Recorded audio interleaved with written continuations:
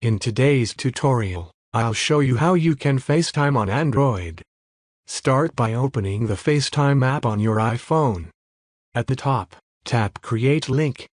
You'll see several sharing options. Swipe through and choose your preferred one.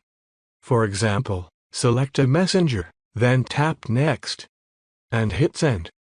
Now, on the Android device, open Messenger and tap on the contact message with the FaceTime link. Tap the link, enter your name, and tap Continue. Then, tap Join at the top.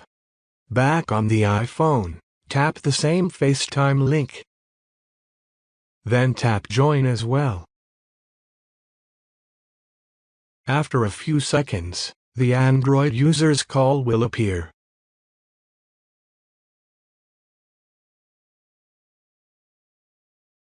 Tap the check mark to confirm and connect. And that's it. Your FaceTime call between iPhone and Android is now live.